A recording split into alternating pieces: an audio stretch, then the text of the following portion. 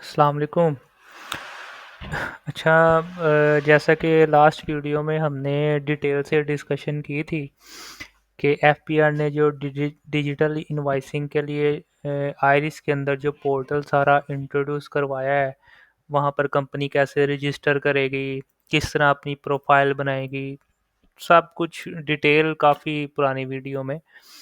इतनी डिटेल तो नहीं है कि आप इसको खुद ही इंटीग्रेट कर सके, उसके लिए तो आपको प्रोफेशनल सॉफ्टवेयर इंजीनियरिंग की सर्विसेज ही हायर करनी पड़ेगी। लेकिन इतनी डिटेल है कि आपको उसमें आइडिया होगा कि हो क्या रहा है। बेसिकली डिजिटल इनवॉइसिंग आरिस पे स्टार्ट हो चुकी है। अब हमने बेसिकली इस डिजिटल इनवॉइसिंग के लिए दो तरह के सॉफ्टवेयर मार्केट में इंट्रोड्यूस करवाए हैं। एक तो बिल्कुल डेस्कटॉप ऑन प्रेमिसेस हम प्रोवाइड करते हैं, और एक हम प्रोवाइड करते हैं वेब पर। तो आज हम जिसको एक्सप्लोर करेंगे, जो हम देखेंगे कि इनवॉइस को किस तरह जनरेट किया जाता है वेब पर, तो वो सॉफ्टवेयर हम आपको दिखाएंगे। सबसे पहले तो आपने चले जाना है fprdigitalinvoice.com, ये हमारी वेबसाइट है। यहाँ पर आपको काफ़ी डिटेल इन्फॉर्मेशन मिल जाएगी हमारे सॉफ्टवेयर हाउस के बारे में, हमारे कॉन्टैक्ट्स के बारे में, और काफ़ी इमेजेस वगैरह भी आपको मिल जाएंगी डेस्कटॉप की और वेब की कि किस तरह इनवॉइस इनिशिएट की गई है। काफ़ी डिटेल इन्फॉर्मेशन है।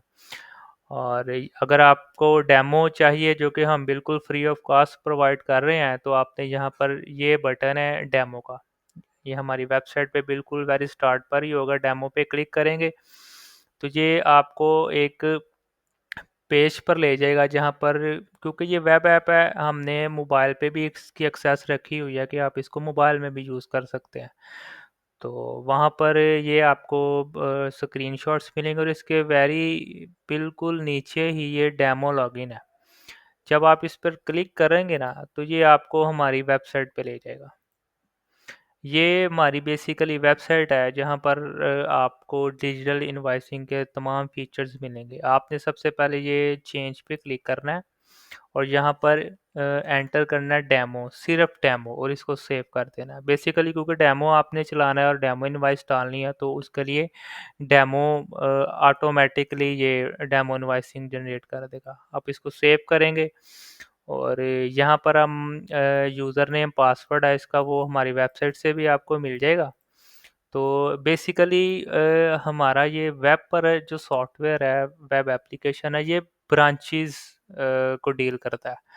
यानी एक कंपनी एक ही शहर में रह के, या वैसे भी डिफरेंट सिटीज़ में मल्टीपल ब्रांचेस को मैनेज कर रही है, तो ये मल्टीपल ब्रांचेस के लिए बहुत ही ज़बरदस्त सॉफ्टवेयर, और मल्टीपल ब्रांचेस इसमें एंटर होके अपना काम कर सकती हैं, और अलग-अलग सिस्टम पर अपना काम कर सकती हैं, अलग-अलग मोबाइल पर अपना काम कर सकती हैं। ये बेसिकली हमारा कंपनी यूज़र है, हम कंपनी से लॉगिन करेंगे।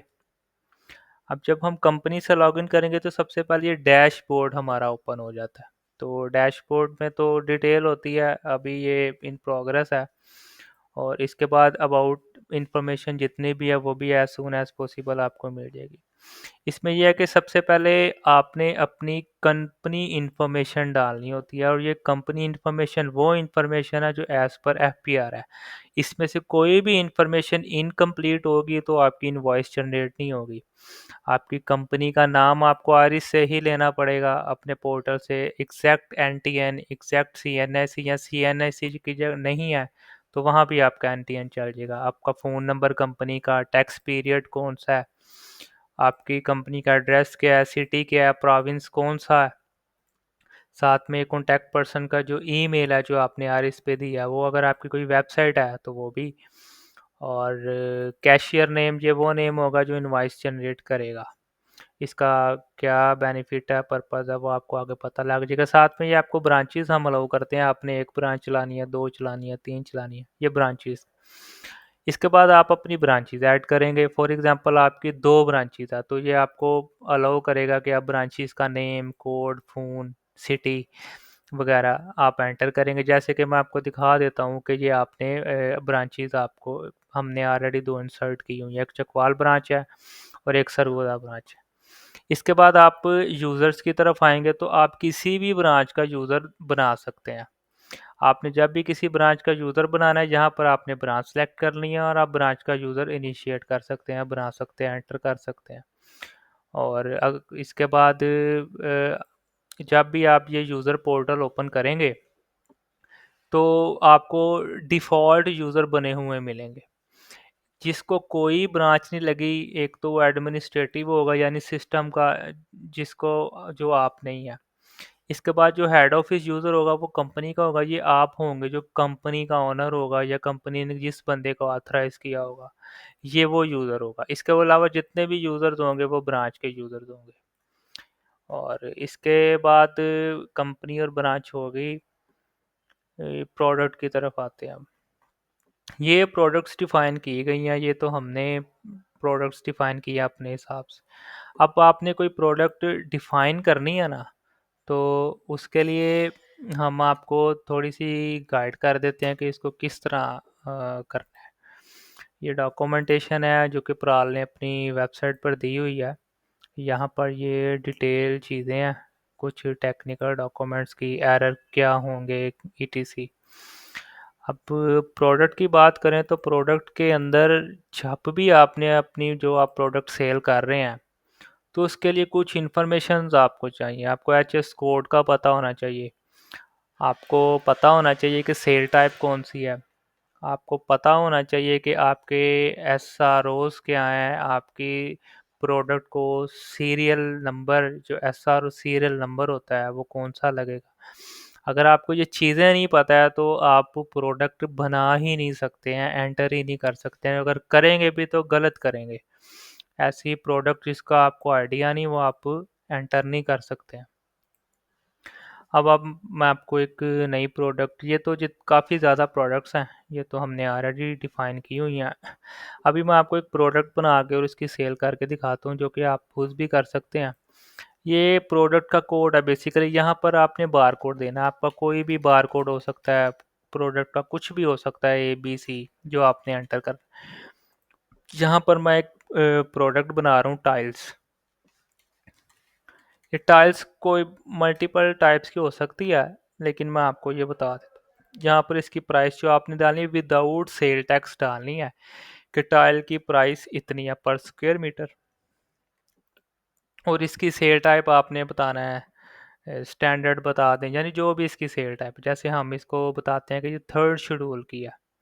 थर्ड शेड्यूल भी एक टाइप है। अब ये यहाँ पर ये चीज़ें डिस्कस करने वाली कि जब भी आप सेल टाइप बताएंगे ना, तो सेल टाइप बताने के साथ ही एफपीआर आपको बता देगा कि इसके ऊपर कौन सा रेट लगाना है। आप इन केस हम यहाँ पर 18% सेलेक्ट कर लेते हैं और साथ ही इसका हम शेड्यूल सर्च करेंगे। ये प्राल से सर्च करके ला रहा है, एफपीआर से सर्च करके ला रहा है कि इसको कौन सा शेड्यूल लगेगा।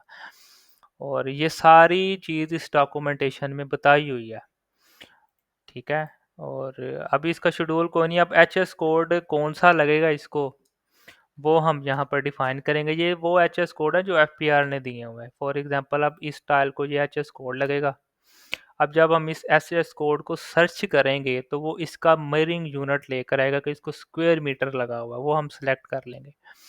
अब इसको एसआर शेड्यूल कौन सा लगा, अगर कोई नहीं लगा तो हम इधर डैश देंगे कि ये आपकी एक प्रोडक्ट डिफाइन हो गई, एक्जैक्ट प्रोडक्ट जो एफपीआर के मुताबिक है।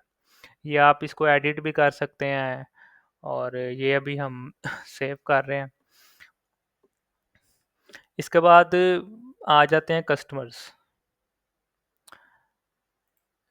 इसके अलावा अगर प्रोडक्ट्स किसी भी किस्म की है ना, सर्विस है और थर्ड शेड्यूल है और नॉर्मल रेट्स हैं, सीमेंट सेल करना है, पोटाशियम की प्रोडक्ट्स हैं, सीएनजी की प्रोडक्ट्स हैं, पेट्रोलियम आइटम्स, किसी किस्म की भी आइटम्स है ना, आपको सिर्फ ये चीज़ें पता होनी चाहिए, एचएस कोड और शेड्यूल ईटीसी। आप इसमें हर तरह की प्रोडक्ट डाल सकते हैं और हर तरह की प्रोडक्ट को सेल कर सकते हैं। हर तरह की इसके अंदर कैलकुलेशन मैनेज हुई है। जैसे कि जो प्रोडक्ट्स आप देख रहे हैं, सीमेंट की भी डिफाइन हुई है, पोटाशियम की भी डिफाइन हुई है, हर तरह की डिफाइन है यहाँ पर प्रोडक्ट्स। मोबाइल्स भी हैं, जो जनरल स्टोर की चीज़ें होती हैं, बिस्किट्स, पेंसिल, लेटर, माचिसेस, एवरीथिंग इसके अंदर डिफाइन की गई है। अब हम कस्टमर की तरफ आते हैं। यहाँ पर कस्टमर जब हम क्रिएट करेंगे, कस्टमर है दो तरह के, रजिस्टर और अनरजिस्टर कस्टमर। रजिस्टर और ये टाइप है, ये आप बता देंगे इंडिविजुअल कंपनी है, गवर्नमेंट है या अदर है। रजिस्टर में तो जब आप अनरजिस्टर करेंगे तो ये automatically N T N 9 digits का ये ज़ीरो सेट कर देगा। क्योंकि अगर रजिस्टर बंदे का आप कुछ इंफॉर्मेशन डालेंगे तो आपको उसका ओरिजिनल एनटीएन चाहिए होगा, ओरिजिनल एसटीआर नंबर, सीएनएस, ये सब चीज़ें चाहिए होंगी।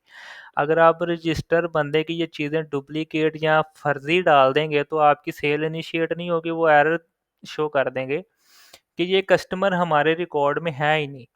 अनरजिस्टर के केस में आप एनटीएन भी कुछ भी दे सकते हैं, सीएनएस भी कुछ भी दे सकते हैं, उसमें ये चीज़ें वैलिडेट नहीं होती हैं। लेकिन जब रजिस्टर कस्टमर डिफाइन करेंगे तो आपको वहाँ पर रजिस्टर कस्टमर की ओरिजिनल डिटेल्स डालनी पड़ेंगी। अब हम आते हैं डिजिटल इनवॉइस की तरफ। ये काफ़ी इनवॉइसें हमने जनरेट की हुई हैं जो कि हम आपको ओपन करके और दिखा देते हैं। डिफरेंट इनवॉइसिंग है, डिफरेंट प्रोडक्ट्स हैं और ये इसका प्रिंट प्रीव्यू भी है और इसके अंदर क्यूआर कोड भी प्रॉपर जनरेट है और इसका पीडीएफ भी प्रॉपरली मैनेज हो रहा है। इधर हमने हमेशा डिफ़ॉल्ट करना है, ये नन पे नहीं होगा। ये हमारी इनवॉइस भी जनरेट हुई है, एक लाइव इनवॉइस अभी आपको हम जनरेट करके भी दिखा देते हैं। अभी हमने जो प्रोडक्ट डिफाइन की, सबसे पहले ये एफपीआर नंबर है, ये तो आप कभी भी नहीं दे सकते, ये एफपीआर देगा। दूसरा ये यूएसआईएन है, ये जो हमारा सिस्टम एक नंबर जनरेट करेगा वो होगा। उसके बाद है ये इनवॉइस टाइप, सेल इनवॉइस, ये हमेशा सेल इनवॉइस ही रहेगी, ये एज पर एफपीआर है, इसको हम चेंज नहीं कर सकते। यहाँ पर पेमेंट मोड कैश डालना है, क्रेडिट, इसका एफपीआर से कोई कंसर्न नहीं है। इनवॉइस डेट का कंसर्न है, आप कौन सी डेट की इनवॉइस डाल रहे हैं। इनवॉइस नोट्स में आप बताएंगे कि इन केस कुछ भी इनवॉइस के नोट्स है, जैसे मैं कैश सेल एंटर करने लगा, यहाँ पर कैशियर नेम आ जाएगा, आप जो भी आपका कैशियर इनवॉइस, यहाँ पे है ब्रांचेस। अब जब कंपनी किसी भी इनवॉइस को जनरेट करेगी ना, उसको यहाँ पर ब्रांच सेलेक्ट करने पड़ेगी। लेकिन अगर उस ब्रांच का यूज़र लॉगिन हुआ होगा तो यहाँ पर ऑटोमेटिकली उसकी ब्रांच आ जाएगी। फॉर एग्जांपल ये हम सरगोदा ब्रांच को करते हैं और यहाँ पर सिनेरियो में सिलेक्ट, अगर हम अनरजिस्टर्ड बंदर को कर रहे हैं तो अनरजिस्टर करेंगे, रजिस्टर बंदे को कर तो रजिस्टर बंदे को करेंगे। थर्ड शेड्यूल है, यहाँ पर सिनेरियो सेलेक्ट किया जाएगा। जैसे कि हम एक अनरजिस्टर बंदे को सेल करते हैं तो यहाँ पर अनरजिस्टर सब आ जाएंगे। जब हम इसको क्लिक करेंगे तो हमारे रजिस्टर या अनरजिस्टर सब कस्टमर लो, ये सब अनरजिस्टर कस्टमर है। किसी को भी सिलेक्ट करेंगे तो यहाँ पर उसका N T N C N S C और आ जाएगा। इन केस आपने अगर नया डिफाइन करना है, आपको कस्टमर नया डिफाइन करने के लिए यहाँ पर ही हमने फैसिलिटी प्रोवाइड, जो कस्टमर डिफाइन करेंगे वो ऑटोमेटिकली यहाँ पर डिटेल्स उसकी आ जाए। इसके बाद यहाँ पर चूँकि हमने प्रोडक्ट्स डिफरेंट डिफाइन की थी, लेकिन यहाँ पर हमने कॉल की भी डिफाइन की हुई है। यहाँ पर बारकोड के सर्च का भी सिनेरियो अवेलेबल, अगर आपने बारकोड दिया हुआ है तो यहाँ पर बारकोड भी आ जाएगा। सर्च हो सकती है, नेम से भी हो सकती है, कोड से भी सर्च हो। हमने एक ये कॉल की प्रोडक्ट है, इसको जब सेलेक्ट करेंगे इसका सीरियल नंबर, इसके एसआरओ, इसके केजी सब कुछ आ जाएगा। और क्योंकि ये स्टैंडर्ड रेट है तो ये हम इसको क्वांटिटी देंगे। फॉर रेट तो वो होगा जो हमने पीछे डिफाइन किया होगा, जो हमने प्रोडक्ट को दिया होगा। अगर हम इसको क्वांटिटी देते हैं 10 तो ये इसकी अमाउंट 70 आ जाएगी। डिस्काउंट परसेंटेज है या डिस्काउंट अमाउंट है, वो आप जिस तरह भी देना चाहें। फॉर एग्जांपल अगर हम डिस्काउंट इसको दे देते हैं 10% डिस्काउंट देंगे तो ऑटोमेटिकली वो अमाउंट कैलकुलेट हो जाएगी। और अगर हम यहाँ पर अमाउंट देंगे तो ऑटोमेटिकली डिस्काउंट परसेंटेज कैलकुलेट हो जाएगी। जिस तरह के ये मैं देखें, जितने भी हम देंगे वो कैलकुलेट हो जाएगी। इसके बाद ये फिक्स नोटिफाई वैल्यू का कंसर्न तब होता है जब थर्ड शेड्यूल की प्रोडक्ट हो। 18% रेट वो है जो इस प्रोडक्ट को लगा हुआ है और उतना ही सेल टैक्स कैलकुलेट होकर वेस्ट पर यहाँ पर आ गया। अब ये हमारी वैल्यू इंक्लूसिव सेल टैक्स जितनी बनती है, जो हमारी वेस्ट के अंदर सेल टैक्स अमाउंट प्लस होके ये कंप्लीट हमारे जो इनवाइस की अमाउंट आ गई है। क्योंकि अनरजिस्टर के सिनेरियो में फर्दर टैक्स लाजमी लगता है, ये 4% लगा दें आप, या जितना भी प्रोडक्ट की रिक्वायरमेंट है, ये परसेंटेज है, और ये अमाउंट ऑटोमेटिकली इसके अंदर प्लस हो जाएगी जो हमारी वेस्ट। एक्स्ट्रा अमाउंट है, आप जितनी मर्जी दे सकते हैं, एफईडी अमाउंट जितनी मर्जी दे सकते हैं, टैक्स ऐड सोर्स जितनी मर्जी दे सकते हैं। अब इसके बाद हम इसको ऐड करेंगे, ये डिटेल प्रोडक्ट की ऐड हो गई। अब इसके अंदर आप और भी प्रोडक्ट्स मल्टीपल ऐड करना चाहते हैं, जितनी भी आप ऐड कर सकते हैं, किसी किस्म की, हर किस्म की प्रोडक्ट्स को आप ऐड कर सकते हैं। यानी इसको सिलेक्ट करूंगा, इसको क्वांटिटी दूंगा, इसका क्या कहते हैं, जितनी भी डिस्काउंट होगी, इसका जो भी डिटेल है आपने इसकी देकर, तो अगर आप ऐड करना चाहें तो आप इसके अंदर दोनों प्रोडक्ट्स ऐड कर सकते हैं, जितनी भी आपने प्रोडक्ट्स ऐड करनी है। इसके बाद हम ये सेव डिजिटल इनवॉइस, अगर आपकी प्रोडक्ट ठीक डिफाइन हुई है और सब information calculation as per FPR है, तो जब हम सेव करेंगे तो हमारा ये इनवॉइस सेव हो के हमें जो नंबर इनवॉइस जनरेट होता है वो जनरेट हो जाएगा। जिस तरह के अगर मैं इसको सेव करता हूँ तो ये सेव हो गया। एफपीआर ने इसको प्रॉपरली वैलिडेट करने के बाद इसको सेव कर लिया, और सेव करने के बाद ये इनवॉइस नंबर उन्होंने हमें दिया। जब हम इस इनवॉइस नंबर को जाकर अपने एफपीआर में सर्च करेंगे, अपने आईआरएस में लॉगिन होकर सर्च करेंगे, तो ये इनवॉइस ऑटोमेटिकली यहाँ पर जनरेट हो जाएगी। 5 मिनट बाद आ जाए, 10 मिनट बाद आ जाए, फौरी आ जाए, लेकिन वो यहाँ पर लाजमी आती है। अब यहाँ पर चूंकि हमने इसको सेल किया था, तो ये देखें इनवॉइस सेव हो गई है। दो आइटम्स थी, इसलिए 1 और 2 ये एफपीआर अपने सिनेरियो के मुताबिक लगाता है, और इसकी कितनी अमाउंट्स है यहाँ पर आ जाएंगी, सिनेरियो कौन था और सक्सेस आ जाएगी। इसी तरह ये हमारी इनवॉइस जनरेट हो जाती है। डिफरेंट ब्रांचेस में आप इसको कर सकते हैं, कंपनी खुद भी कर सकती है इसको। और इसको बाद अगर आप फ्यूचर में कभी भी इसका प्रिंट देना चाहें, तो आप इस इनवॉइस को दोबारा सर्च करके दोबारा ओपन करके इसकी इंफॉर्मेशन देख सकते हैं, इसको व्यू कर सकते हैं, दोबारा इसका प्रिंट ले सकते हैं।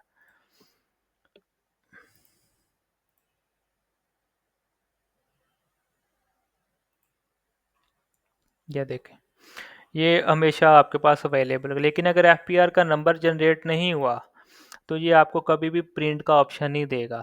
जिस तरह के यहाँ पर बहुत सारी इनवाइसिंग ऐसे हैं जिनको एफपीआर ने नंबर जनरेट नहीं किया, उसको आप प्रिंट नहीं कर सकते, लेकिन आप उसको एडिट करके उसकी इंफॉर्मेशन को अपडेट करके उसको दोबारा रीपोस्ट कर सकते हैं अगर आपकी इनवाइस ठीक है। अगर आपकी इनवाइस ठीक नहीं है तो ये हमेशा आपको यहाँ पर एरर शो करेगा। जिस तरह की अभी अगर इसमें कोई एरर है तो ये आपको वो वैलिडेशन एरर यहाँ पर स्क्रीन पर शो कर देगा। ये समटाइम एफपीआर क्योंकि पराल के साथ इंटीग्रेशन है, तो हमें कभी भी आइडिया नहीं हो पाता कि वेबसाइट डाउन है, एपीआई चल रही है नहीं चल रही हैं, या टाइम आउट है। तो वो तब तक रिस्पॉन्स नहीं करेगा जब तक पराल का रिस्पॉन्स नहीं आएगा। अब देखें पराल ने हमें रिस्पॉन्स किया कि sale tax amount does not match the calculation. ये जो भी प्रोडक्ट गलत डिफाइन हुई है एक्चुअली, और गलत प्रोडक्ट जब डिफाइन हुई होगी ना तो वो आपको प्रॉपर एरर उसका शो कर देगा, और उसको आपको रेक्टिफाई करना होगा। और ऐसी इनवाइस कभी भी रीपोस्ट नहीं होगी, उसको यहाँ डिलीट कर दें, डिलीट करने के बाद नई इनवाइस बना लें।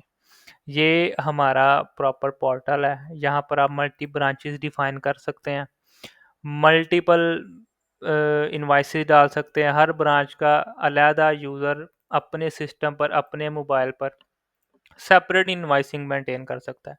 लेकिन जो कंपनी यूज़र होगा वो दोनों की इनवाइसेस, हर ब्रांच की इनवाइस को देख सकता है, हर ब्रांच की इनवाइस को एडिट भी कर सकता है, और हर इनवाइस की ब्रांच को एंटर भी कर सकता है। यानी काफ़ी डिटेल सॉफ्टवेयर जनरेट किया गया। इसमें कोई एक्सेल का सिस्टम नहीं है, आपने एग्जैक्ट प्रोडक्ट को डिफाइन करना है। और जिस तरह आप देखिए कस्टमर, ये यूज़र जो है ये ब्रांच का है, अब वो ऊपर ब्रांच का नेम ऑटोमेटिकली आ गया। अब इसी ब्रांच की इसकी इनवाइसेस होंगी, इसको किसी और ब्रांच की इनवाइसेस नहीं शो होंगी। और अगर ये अप, अपनी ब्रांच की इनवाइस को डालना भी चाह रहा है, एंटर भी, तो इसी की ब्रांच की डाल सकता है और किसी ब्रांच की नहीं। लेकिन कंपनी यूज़र होगा तो वो किसी भी ब्रांच को डाल सकता है। ये सॉफ्टवेयर हमारा वेब एप्लीकेशन है, और यहाँ पर डिटेल इंफॉर्मेशन हमारी वेब के मुतल्लिक सब कुछ अवेलेबल। इसी तरह हमारा डेस्कटॉप का भी है। हम डेस्कटॉप की एप्लीकेशन भी डिटेल के साथ आपको नेक्स्ट वीडियो में बताएंगे और एक्सप्लेन करेंगे कि डेस्कटॉप एप्लीकेशन हमारा किस तरह काम करती है, कैसे इनवॉइस जनरेट होती है।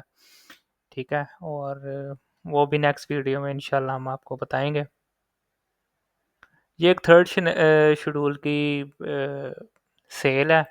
थर्ड शेड्यूल की सेल में ये होता है कि फर्दर टैक्स और एफईडी इस तरह की चीज़ें अलाउ नहीं होती हैं। तो ये सिस्टम उनको अलाउ करने भी नहीं देता है। एक तो होता है ना यूज़र एंड पे कोई गलती हो जाए, एक हमारा सिस्टम पूरा इस चीज़ को इंश्योर करता है कि हमारे एंड पे, सिस्टम के एंड पे भी कोई किसी किस्म का कोई एरर ना हो। इस चीज़ को पूरा इंश्योर किया गया। और जब हमने एक थर्ड शेड्यूल की इनवाइस जनरेट किया, तो अगर ये इनवाइस वैलिड होगी तो इसका प्रॉपर रिस्पॉन्स आ जाएगा, अदरवाइज वो इसको इनवैलिड कर देगा और आपके आरएस में भी वो ऑटोमेटिकली इनवैलिड शो हो जाएगी। तो नेक्स्ट वीडियो में इंशाल्लाह आपको हम दिखाएंगे कि डेस्कटॉप में किस तरह इनवाइस जनरेट करनी है, वहाँ पर प्रिंटिंग ऑप्शंस क्या हैं, सब चीज़ें। अब ये देखेंगे जब टाइम आउट हो जाता है ना, वो 30 सेकंड्स के लिए अप्लाई करता है कि 30 सेकंड्स में वो देखे कि वो एपीआई रिस्पॉन्ड कर रही है। जब नहीं करेगी तो वो ऑटोमेटिकली आपकी इनवॉइस को अपने पास सेव कर लेगा। आप फ्यूचर में उसको कभी भी रीपोस्ट कर सकेंगे। लेकिन ये है कि वो आपकी इनवॉइस ज़ाया नहीं होगी कि आप सोचेंगे आपको दोबारा इनवॉइस डालनी पड़ेगी और दोबारा से डाटा एंटर करना पड़ेगा, कैलकुलेशन देखनी पड़ेंगी, ऐसा नहीं होगा। वो इनवॉइस सेव कर लेगा जब भी कभी वो सर्विसेज पराल की चलती हैं, और तभी आपकी इनवॉइस दोबारा रीपोस्ट हो जाएगी। क्योंकि 30 सेकंड तक तो हमें वेट करना पड़ता है कि एपीआई रिस्पॉन्स करती है या नहीं करती है। बाकी इंशाल्लाह आपको नेक्स्ट वीडियो में हम डेस्कटॉप एप्लीकेशन के साथ प्रॉपर उसका भी ओवरव्यू देंगे, उसमें भी बताएंगे इनवॉइसिंग जनरेट करने का तरीका। और ठीक है, अल्लाह हाफिज़।